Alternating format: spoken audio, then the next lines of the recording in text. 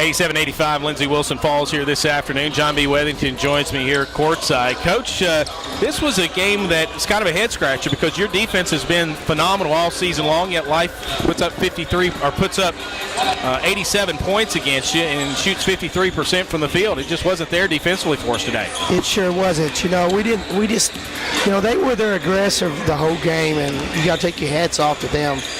They just outplayed us, played a lot. I thought they played with a lot harder than what we did, and they just got after it. Normally a formula of 5 people in double figures means good things for Lindsey Wilson. Today it didn't come to pass. But even with those 5 players in double figures, and the fact that, and it's kind of a head scratcher to say this, that we scored 85 points, but I never really felt like we were. Even when we was up. Well, no, but I didn't feel like that we had the flow to our offense that we normally have. Well, because we broke everything off. And any time like that, when somebody gets up in our grill like they did, look at the turnovers. Our starting point guard, Reagan Turner has 6 turnovers. Thank God that she hit free throws because she just was not into it very well today. I know she's a little under the weather, but at the same time, Taryn and I looked at each other one time and we were talking about, boy, she looks like a freshman out there playing, instead of a candidate for Player of the Year in the Mid-South. Janaea Harris had a big day this afternoon. I know she turned the ball over late, which really hurt, but she finishes with a career-high 20 points. Going forward, if you can get the aggressive Janaea Harris, that would mean a lot for this postseason run.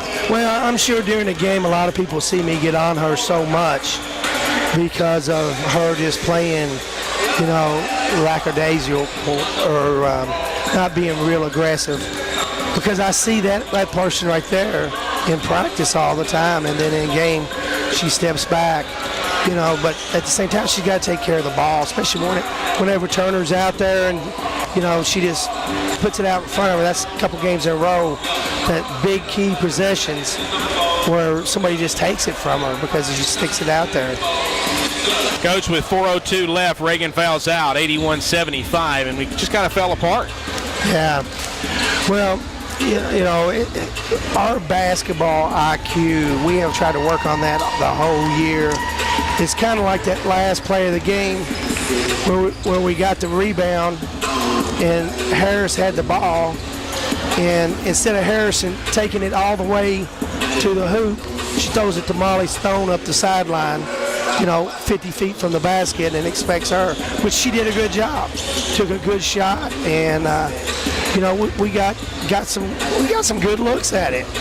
We just did not hit the basket that we needed late. But I was just disappointed in them by the effort on the defensive end.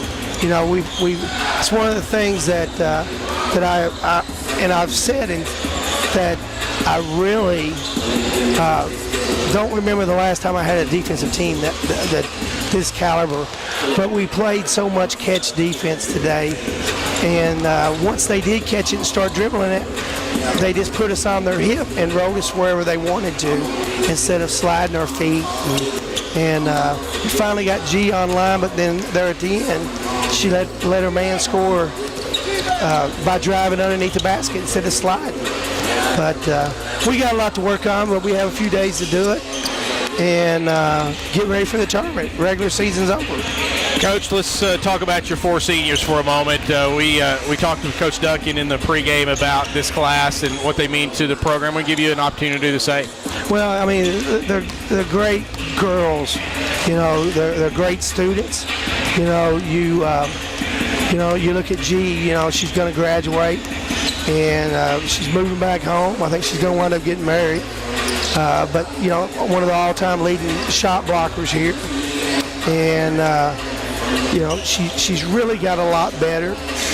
Actually, even shot the ball twice today. Yeah. So I'm trying to get her to shoot the ball 5 times a game. So, but and then Dakota, I'm glad she came out and made a couple baskets early on. Dakota, great student.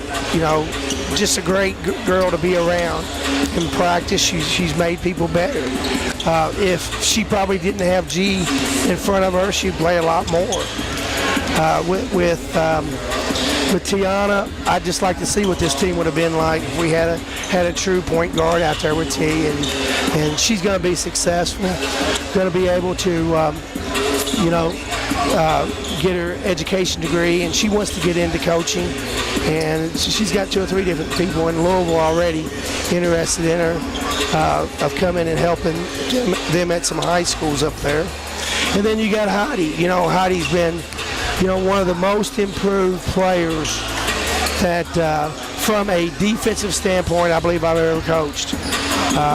She has really gotten a lot better, and she's always been able to shoot it. And I'm just going to miss all 4 of them a lot. Coach, it's on to postseason play now, and with that loss, it kind of muddies the water a little bit. I'm going to have to do some figuring because you got a 3-way tie for 2nd place and a 2-way tie for 5th place. So I can't exactly call where we're going to be, what seed we're going to be.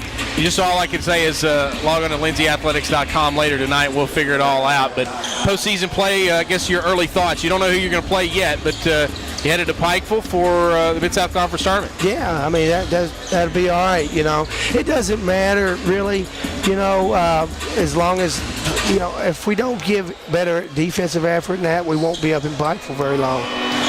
All right, Coach, we'll talk to you soon. Thank you so much. That's LWC women's basketball coach.